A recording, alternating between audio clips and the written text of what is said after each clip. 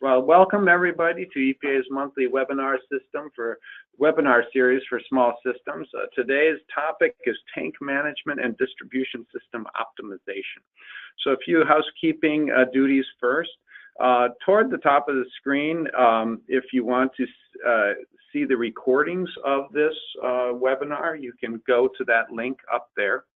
Also, if you're having problems with the webinar in any way, there's a support number listed more toward the bottom that you can call if you're having problems. Also, if you're looking for the handouts or the slides for this presentation, you can go to the handouts section of your dialog box that should be off to the side of your screen a little bit. And also there's a section in there for questions. So if you have a question for the speakers, please type it in there. And as soon as you think of it, just type it on in, because we'll go through both speakers and then we'll answer questions after both speakers are done. And if you type it in early, that allows us the ability to organize the questions and handle them easily once the speakers are done. So feel free to type in the question. Also, if you've missed the poll question, please do that, or please go to the question box and type in the number of people that are in your room. But if you only have yourself, if there's only one person, don't bother. That's only if you have more than one person. We can count the number of people who are calling in by themselves, but we can't, for some reason, count if there are more than one person in the room. So if you have more than one person in the room, go to the question box and just say, you know, six people or something like that. That helps us quantitate how many people are calling in, and it helps us justify the webinar series. So a little bit about the requirements for continuing certificate for completion of one continuing education contact hour. You must be registered for the live webinar or be in a room with somebody who is. You must attend for the entire 60 minutes. If the room with others, if you're in a room with others, the names of the people who are not logged in must be provided by the person who is. And you can send those names to that email address listed right there. If you did not request the credit at registration, you can send an email to that address also, or respond to your registration confirmation email. Unfortunately, we cannot give out certificates of completion for viewing the webinar recordings, only for this live webinar. So I think that handles most of it. I'm going to hand off the next slide to Michelle Latham to talk about our workshop. Okay, thanks, Tom. Can you hear me okay? Yep, yeah, we can. Okay, great.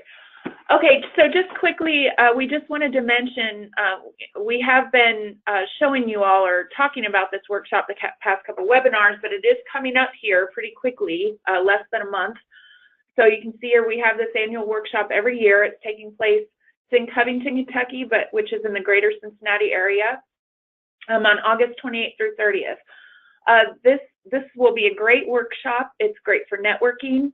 It's great for getting continuing education contact hours. You can see if you attend the workshop, you'll actually get 15 for attending all the sessions.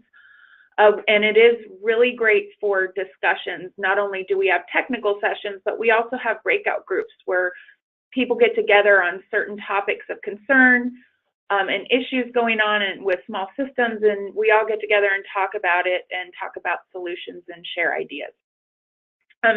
The registration link is here, so it's on your slides if you'd like to register. It is free to attend. And I also want to mention quickly that we will be doing something new this year. We're going to have 3 live broadcasts of 3 of the technical sessions. And those sessions can actually be found on the webinar webpage because they're going to be part of this webinar series. We will have 2 of those on Tuesday, August 28th, starting at 1:30. And that will be monitoring and treatment, and those 2 talks will be on PFAS and RTCR implementation. And then on Wednesday at 1:30, we will have a live broadcast for distribution systems, and that will cover pathogens and biofilm, and that will include water reuse. So hopefully you can join us there. If you do watch the webinars, you will earn 4.5 continuing education contact hours for that. And with that, I will turn it back over to Tom. Okay, great. Thanks, Michelle. And we'll go right into our speakers. So this is our public disclaimer that we always have. We can go right on to the next. So our first speaker is Darren Lytle. Darren is an environmental engineer with the EPA's Office of Research and Development in Cincinnati, Ohio. Since beginning work at the EPA in 1991, Darren has investigated and published works on distribution system corrosion control and water quality, such as red water control, lead and copper control. He's also worked on filtration, biological water treatment, and iron and arsenic removal. Darren holds a BS in civil engineering from the University of Akron, an MS in environmental engineering from the University of Cincinnati, and a PhD in environmental engineering from the University of Illinois. And with that, I'll give the podium to Darren. All right, thank you, Tom. And I'm going to start out by first acknowledging my contributors or co-authors. Really, this work was work that had been done by a couple of students of ours, Scott Lippett and Keith Dawson. In particular, Scott sort of led the project, and so really all the work is accredited to him and his efforts. So he spent a lot of time on this. And then lastly, Christy Mullen, who's a technician with us, who helps me sort out and look over data and come to some conclusions with it. So again, I'm going to speak about the properties of storage tank sediment, and I'm going to start out by just giving you just a little bit of background. You know, certainly in storage tanks, you know, the conditions within storage tanks can result in the deposition of sediment. You know, these storage tanks have low flow, dead zones, there's water quality changes that can take place in storage tanks, and all these things can lead to the accumulation or deposition of sediment at the bottoms of the tanks. And for a definition purpose, I define sediment as being any and all matter that is accumulated at the bottom of the tank. So that could be anything. So that could be, for example, that could be solids that enter a distribution system, such as corrosion byproducts that break off of corroding pipes. It could also be solids that, for example, pass through the water treatment plant and enter the distribution system and eventually make their way to the storage tank. You could have solids that precipitate as minerals in the water outside the tank and enter the tank, or maybe conditions are changing in the tank and things deposit or precipitate from there. Some sediment, may create aesthetic issues or even create public health concerns if mobilized. From that standpoint, there's also interest in modeling sediment transport, and so folks spend time trying to model and predict conditions that would create a situation where that sediment may be transported. And from a health perspective, it's important to realize too that some of these sediment may be issues aesthetically and may not pose health concerns, but certainly too we know that things can accumulate, trace contaminants can accumulate within solids and sediment and distribution systems. So we need to be aware and concerned if such things accumulate, that the transport of those into the distribution system could be something we may be aware of. And lastly, biological contaminants can certainly accumulate and grow within these, we'll say, protective sediment layers, and so we know that happens. And I'm not going to spend any time talking about the biological side of things in this presentation, but at the very end I'll show you a slide that sends you to some references that do, because this project was really a multi-phase project. In terms of computational fluid dynamics and models, so people use these types of models to examine or assess the likelihood of water sediment resuspending and then therefore creating potential contamination risks. So I'm not a modeler, but I know folks that do modeling. Regan Murray, for example, in our group, does a lot of modeling of storage tanks and sediment in storage tanks. So it's important. And so there are operational parameters that go into these assumptions that go into these storage tank models or transport models that include things like tank size, filling and draining state, and flow rate.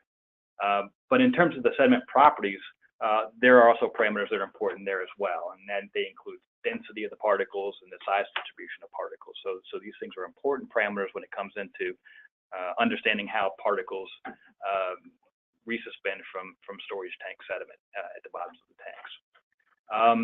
And generally, there are assumptions, as far as I can tell, in talking to folks and reading the literature that's out there, that assumptions are generally made about those properties of the sediment.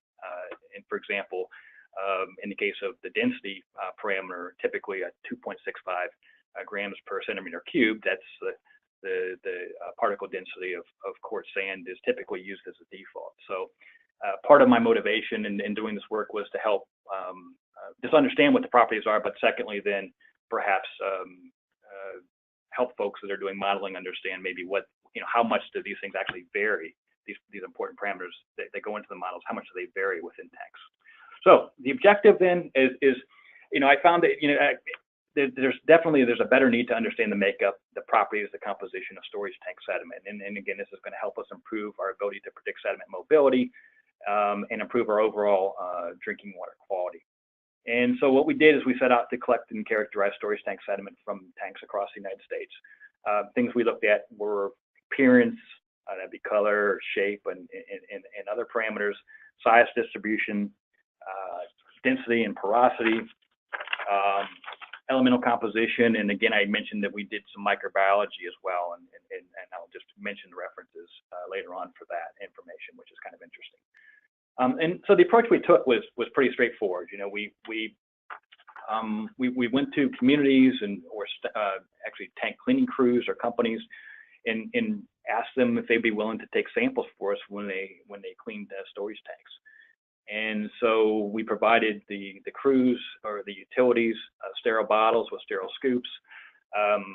They went out, and during the cleaning procedure, when they got to the point where they could reach the sediment, collected sediment by filling the bottles we provided them and filling them then with water and shipping to us, and on ice within 24 hours.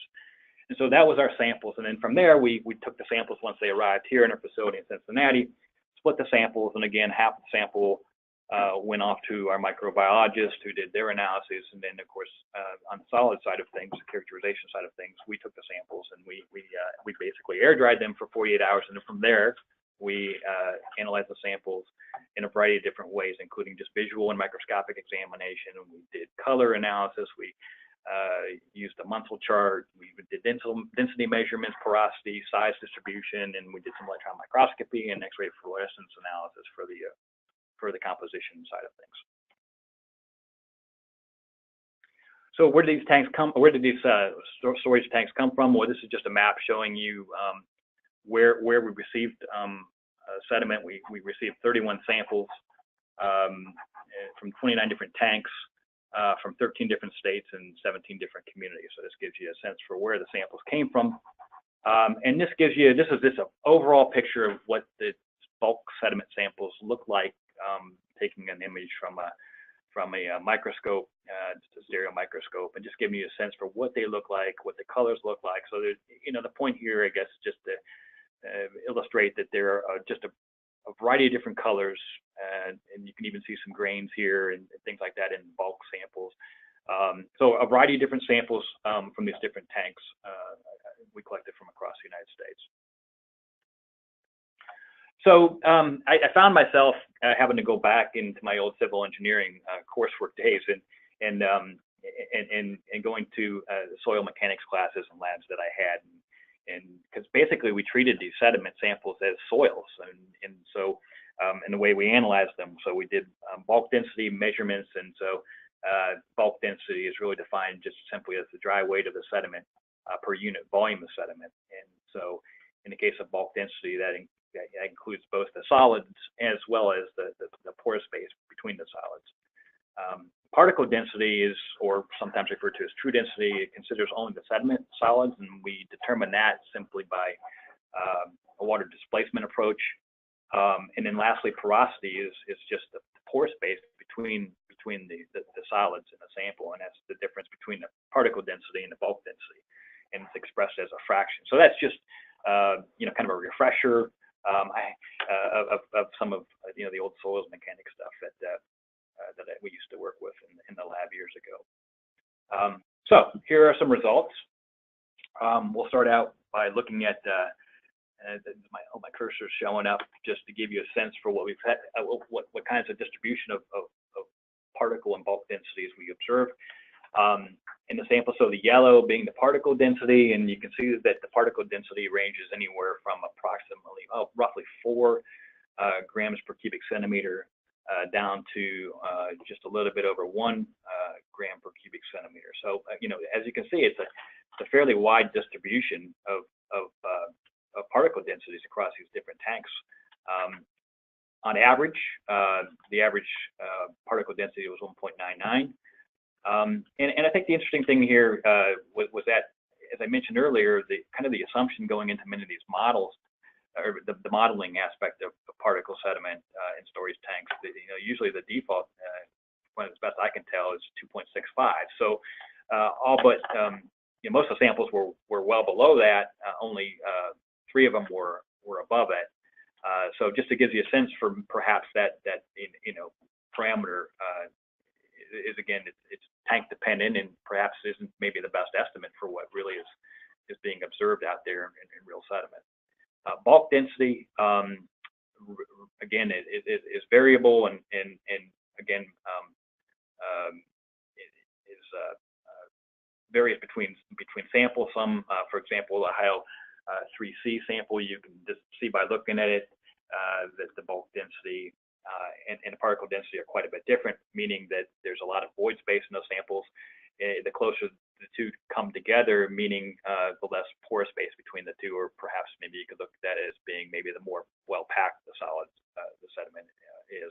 So anyways, that gives you a sense for what we observed in terms of those parameters. And again, going now to our porosity, which is the difference between the two densities. And again, you can see that we're upwards of close to 90% porosity, or 90% void space, down to something as low as almost 15% porosity. So again, a wide range of distribution across these storage tanks sediment, which may or may not come as a surprise to some of you. So next I'm going to take a look a little more closely at some of the other parameters, and this is just giving you a sense for what the bulk sample looks like after it's dried, and from one of the samples, the Ohio 2C sample. But let's start out by looking at the composition of the sediment first. And so in terms of composition, and what I plotted here is simply the average concentration of all 31 samples. So I don't have any standard deviations or anything like that, but what I've tried to represent here is major elements in the red, and then what I call minor elements, important composition or content, but not as high as the majors, and then some of the more trace elements in the gray. So and what you see here is perhaps not unexpected. Iron is the top on average element in the sediment, followed by silicon. So iron, where's that coming from? Well, that could be from the source water, that could be from corroding iron mains. Silica seems to always be important in whether it be corrosion byproducts or sediment that we collected in fire hydrant flush samples. Silica it seems to always be important and always be a significant part of the composition. That could be from the source water, that could be from perhaps even sand from carrying over from the treatment plant. So there's certainly sources there. Zinc could be there from galvanized pipe, perhaps could be there as part of a zinc orthophosphate corrosion control inhibitor. Aluminum also could be carryover from the treatment plant. Calcium, of course, many waters are hard, and et cetera. Phosphorus could be a corrosion inhibitor. Carbon could be there. I have a little star by the carbon because we're actually continuing on with this work. We're trying to separate between whether it's inorganic or organic carbon, but certainly inorganic carbon could be things like calcium carbonate. Organic carbon could be as a result of coatings on tanks. So anyways, this gives you a sense for what we have in these samples across, on the average, across all the samples. Not much in the way of things that we've done a lot of work with, things like arsenic accumulation and sediment and distribution systems. And none of these particular communities had, at least as far as we were aware of, had problems with things like arsenic or other trace contaminants. So we didn't see a lot of them popping up, things of concern perhaps. Looking at the sieve analysis, so particle size distribution, and again, had to go back to my old soil mechanics stuff and dust off my memory and do some sieve analysis. So we did sieve analysis, and of course, when we do sieve analysis, we're looking at particles retained on the different sieve size or sieve meshes, and we produce these plots, such as I've got presented here, of the percent passing certain sieve sizes, in the different sizes represented by the dots, and then you can produce this nice profile. And from that, you get important information that can be used to that could be used to calculate things like the coefficient of uniformity and coefficient of curvature, which count on or incorporate the D60, D30, and D10. These are the particle diameters where 60% of the samples are smaller than, for example, D60 would mean that 60% of the samples are smaller than that particular size that fits on the curve. So you take that information and you put it into these two parameters, or two equations, and calculate the coefficient of curvature and uniformity, and that gives you some information about how distributed, well distributed, or in terms of soil, how well graded the material is. But it's really, kind of, my mind has to do with how evenly distributed the distribution of the sizes are across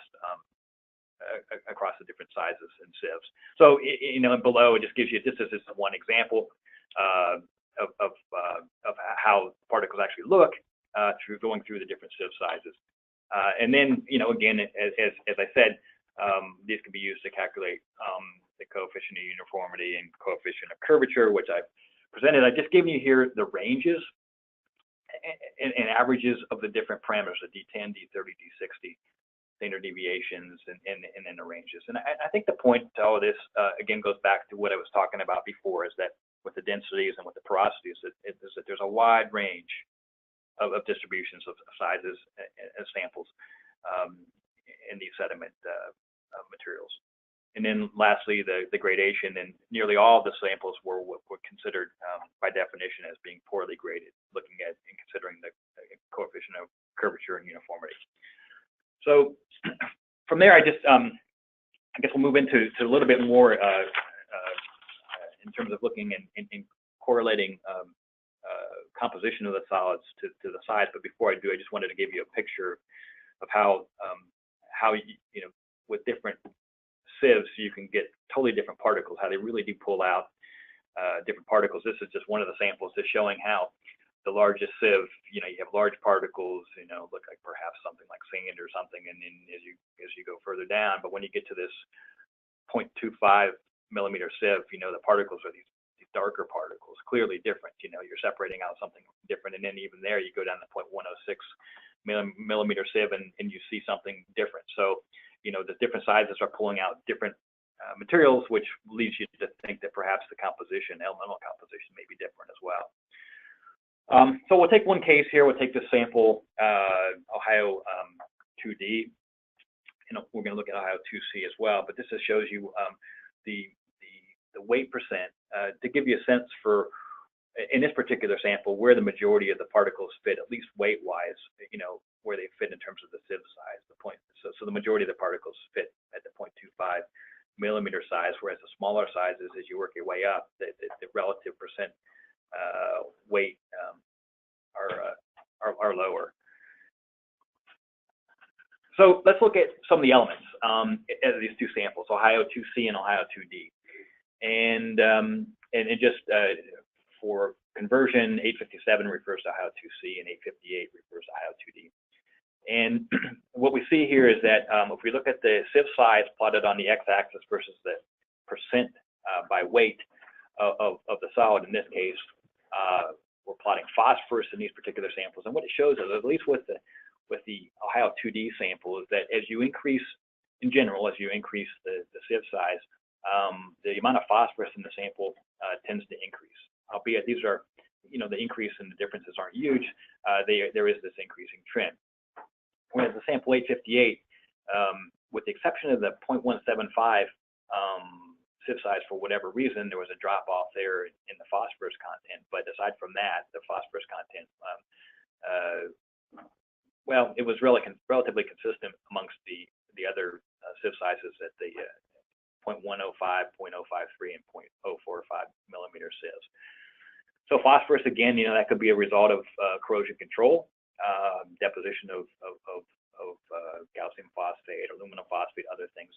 So let's look at some other things. Let's look at calcium. And again, what we see with calcium is that in the case of the 858 sample or the Ohio 2D sample, there tends to be an increasing percent increase in calcium concentration with decreasing size of particle.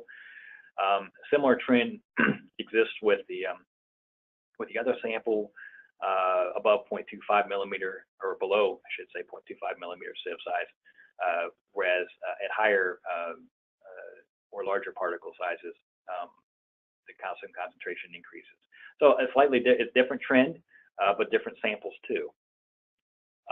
This is kind of an important one. We're looking here at both aluminum and silicon. And so I guess the thing I really want to point out is with the sample, the 857 sample or the IO2C sample, what you see is that aluminum and silicon track exactly the same.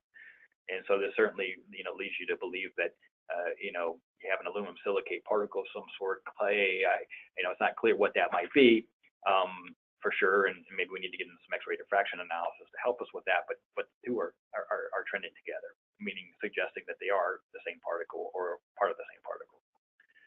And then lastly, I wanted to throw this out because I thought this was quite interesting. And barium is, this is looking at barium concentration with sieve size.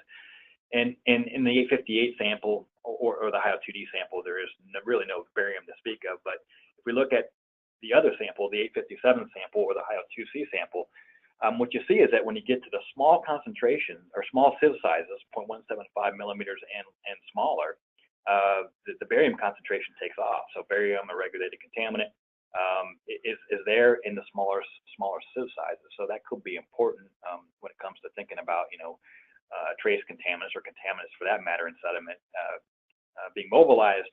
We're talking about the smallest particles, the ones that perhaps might be mobilized easiest. In this case, are the barium particles. So I think that's kind of an interesting observation. And then lastly, it's always cool when you get into these things and you throw these on the electron microscope. If you look around hard enough, you can find all kinds of strange things. And so I threw a couple of these up.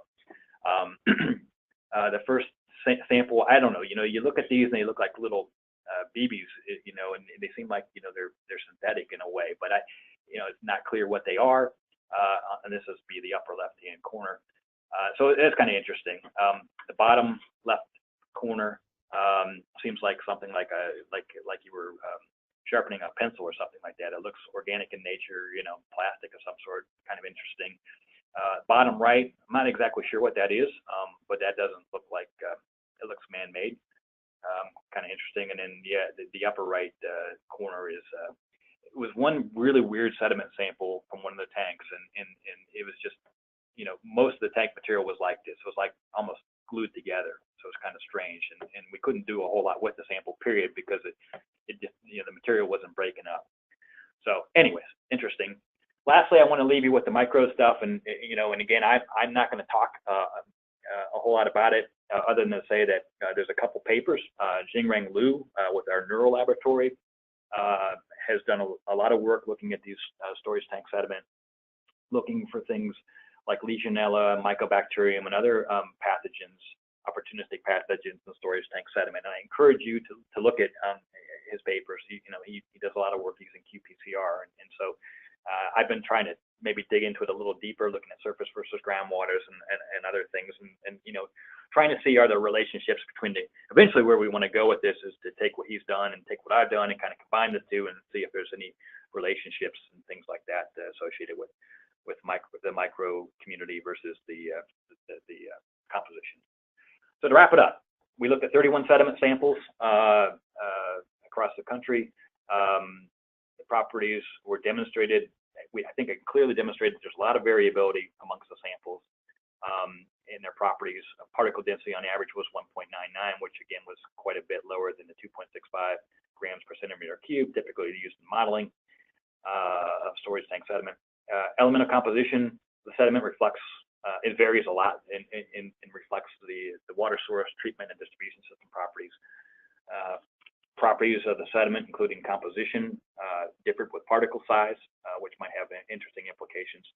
And sediment properties were unique to each tank, and particle transport modeling inputs and other assumptions should be made and considered accordingly. So with that, I'm wrapping up my presentation. Okay, great. Thank you very much, Darren. A couple of things before we move on to our second speaker. First of all, if you missed the poll question and there's more than one person in your room, if there are multiple people in your room, we'd like to quantitate how many people are listening in. So if you could put that number greater than 1 in the answering or in the question box, that would be great for us.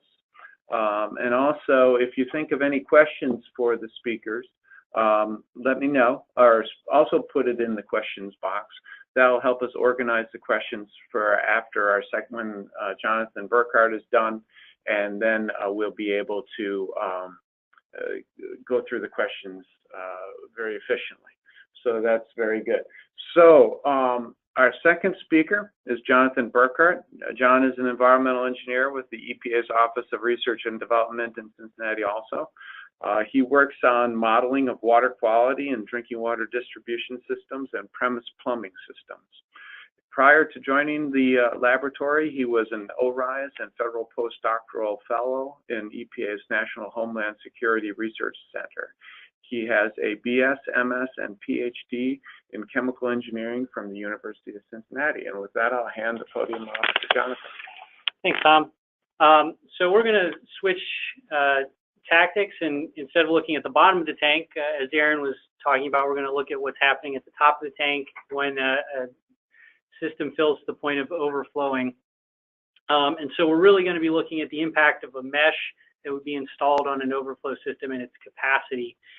And like Darren, I'd like to thank and acknowledge all of my co-contributors and other people that helped along the way. There's about 11 people here, so I won't read them all out. So we'll sort of skip over that. You'll find out what we are talking about as we go through. But there's a lot of words on this slide, and we all know that tanks are important, and that's really what the intent of this slide is to capture the importance. But one of the big things that isn't really listed on here is the fact that tanks are often designed to be in place for decades and even fractional centuries. They're big investments, and we want to make sure that they're in place for a long time. So this project was initiated following an incident in 2016, and while this isn't a case study per se, there was a lot of questions that related to an incident or this specific incident, and there was some uncertainty about how you would calculate the overflow capacity specifically as it related to mesh. But this tank that's being displayed on the screen is showing the results from an overfilling incident. In the far left, there's damage. The roof was actually observed to be domed out at the center.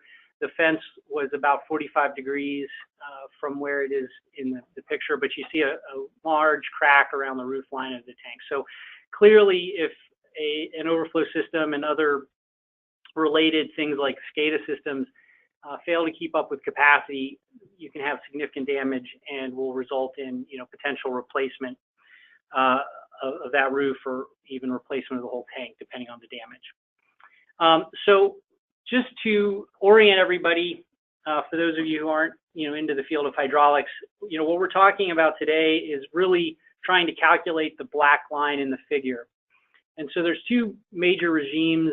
One in the lower left corner, the green square, is your weir limited regime, and that would be applying to either the system that we're focused on today, which is an upturned elbow, or just the elbow that's installed with the open face upwards, or a weir type box installation. Both of those would be calculated by a weir limited formula, here shown the Francis formula. And then in the red checked area, the upper right hand portion of the graph, it transitions to a back pressure limited regime, and that's really going to be calculated by what can get through the system, and that's going to impact the capacity. And so what you see, you can observe there that there's a transition point, and at that point the line becomes very flat. And so in an overfilling incident, you would be moving from the 0 point on the x-axis, which is your lower left, and you'd be filling to the right, and you would be gaining capacity, which is shown here as flow rate. And at some point it would transition. There's a sort of transitional zone shown with stripes, and that would you might get some capacity loss depending upon the specifics of your overflow system, or you might get that abrupt transition to a back pressure limited regime. Again, that would be dependent upon the specifics of your system. But we really were having a lot of trouble, or there's some confusion about where that transition occurred. So we decided to do some experiments, and that's what the rest of this talk is going to be focused on, is those results. So if we think about the two main questions that we might have for these systems is, one, you already have a tank, and you want to, and that tank has an overflow system associated with it, and you might want to figure out what the maximum capacity, pumping capacity into that tank could be to satisfy or to not overwhelm that overflow system. Or you have a new tank that you're designing, and you also want to have the same question of, I want to size that system so that it satisfies the pumping capacity that I'm desiring. So they're really the two sides of the same question, and really all go back to that figure that I just showed. So before we dig in too deep, there are no national regulations, but there are some recommendations that are provided by a couple different groups.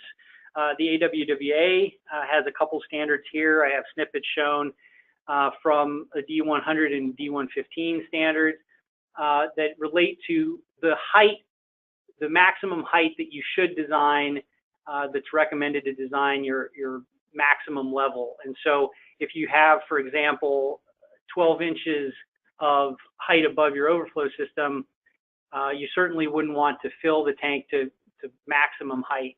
But for the D100, they recommend 6 inches for the type of system that we're talking about today. So I might refer to that 6 inches.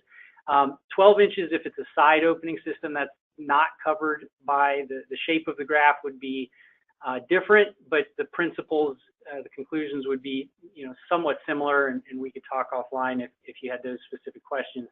The D115 takes a slightly different approach, and it says that you should have 25% excess height to the roof, basically maximum head equal to 75% of the freeboard, which is the next the level in the tank. It could be a support or it could be the roof line. And another guidance that's out there is commonly referred to as the 10-state standards, and it has required a 24 mesh since the original 1962 version for ground storage tanks. That is in the process of being updated. I think it's actually been finalized very recently, and I don't have that specifics here. But we're going to be calculating everything based on this number 24 mesh, and we've done experiments including that for this reason. So here's a picture of the setup. It's sort of difficult to see, and so we have a diagram. But we have an elevated tank that's meant to replicate a larger tank. In that tank, we have 3 different size overflow systems, an 8, a 6, and a 4-inch pipe. And and so we were able to pump into that tank at up to about 1,100 gallons per minute, and we had a recirculation system, so we could have 6,000 gallons in the system. And so we installed it with the flapper as shown, and then the mesh was installed between flanges, or we ran the system without the flange to directly assess the impact of the mesh. So just to orient everybody, I mean, what does flow rate really look like in these systems? And so here's just a picture to look at it. So 300 GPM from the overflow system is somewhat turbulent, but moderately calm. But when you get up to about 920 GPMs, it's really coming out of there. You can hear it, and this is actually with the mesh installed for the 8-inch system, but the similar behavior was observed for with and without mesh. So just to briefly talk about what's the impact of a clean mesh. Basically, for the 4 systems under 1 pipe diameter of height above, so for 4 inches above the 4-inch system, 6 inches above the 6-inch system, and so on, the Francis formula was found to hold fairly well, and there was really no observable difference. You might see a little bit of variability in the actual data, but that was probably more related to our ability to actually measure the data in the experiment itself. The dotted line here is the Kolinsky equation, which I didn't show, and really it tends to overpredict. It doesn't do a very good job. It's always going to be predicting too much capacity for a given excess height. Whereas the solid black line is that Francis formula, and again, that is shown here as the Weir equation, and it tends to behave pretty well. So we also added a horizontal pipe to the 8-inch system to test what would happen if you had a series of pipes after the bottom of the tank that maybe redirects the water away from the tank, which isn't typically recommended, but may be allowed by different building codes or others, and especially if we remember that some of these tanks were designed 50 years ago or more, so these could even be legacy content. But when we added that 30 feet of horizontal piping near the bottom, we actually saw the shift, and I show that with an arrow here.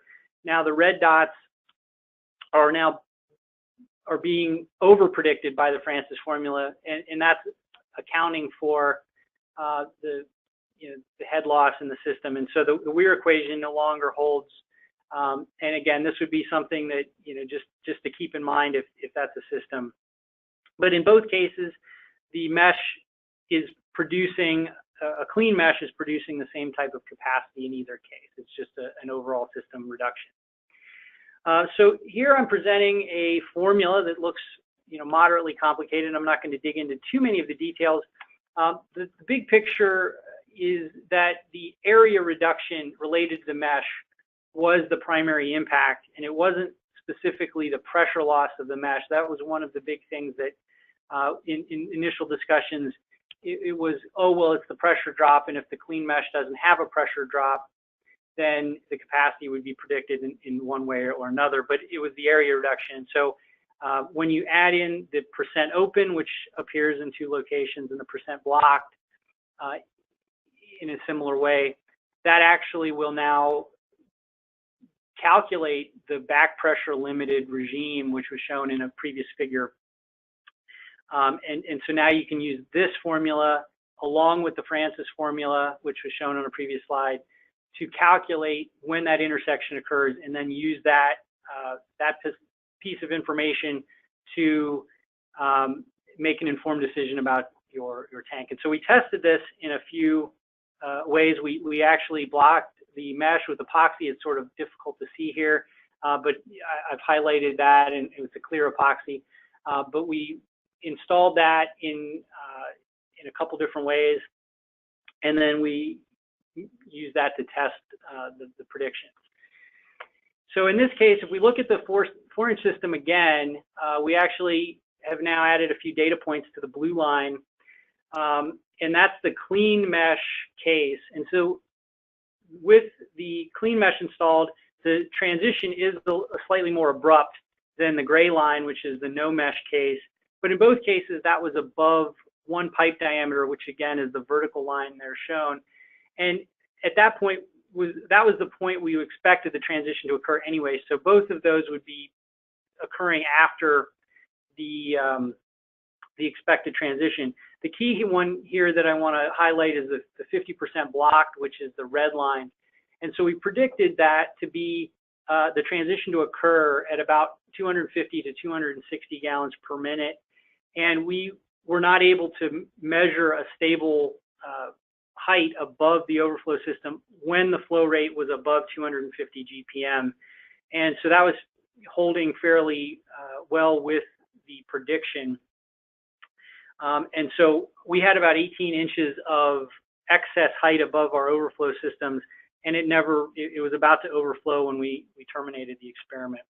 So a similar behavior occurred in the 6-inch system, at which point we predicted only about 490 GPM, and we only were able to measure about 496 GPM. So again, pretty good agreement with our prediction. And then for the 8-inch system, we had a few, 3 different cases where we were actually able to test the formula. The first one was when we had 50% blocked. Again, in this case, this was when the horizontal section was installed.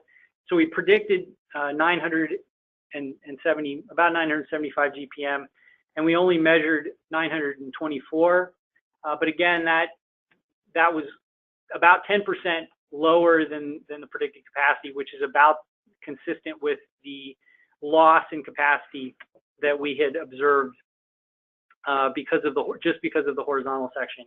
And then we also inadvertently had a 70% block, which I've shown the debris that collected after we installed the system, and the PVC shavings had collected, and so we only were able to measure 660 GPM in that case, and that was consistent with approximately 70%, which is what we sort of visually observed there. And so here's just the summary table for the 4-inch system. Even with 50% blocked, when the weir prediction was expected to hold, we got about 10 to 20% above that. So we were, the weir equation did a pretty good job of conservatively predicting that capacity. 6-inch, again, very similar, was about up to about 23%. But then we also started to see a reduction for 8-inch vertical, and when I say vertical, it was just a vertical pipe outside of the tank, which is fairly consistent with how a lot of tanks are designed. We were only seeing about 4 to 10%. So, is that trend significant? Unfortunately, we weren't able to install a bigger system. But when we did install that 8-inch horizontal section, or with the horizontal section, all the capacities were about 90 to 91% of the weir prediction. And so that, we found that to be sort of important to share for systems that might have that. So if we come back to the plot that I showed before, the mesh is moving the line that relates to the back pressure intersection up and down, which is then causing the transition point to occur related to that excess height. And so when you combine the two formulas, the Francis formula that is fairly commonly used and the formula that is presented here, those two values or two formulas can produce that intersection, which can then be used to determine where that intersection occurs and use that to calculate that flow rate. But the key here is that the mesh is impacting the area that's available to flow, which is going to relate to that intersection point.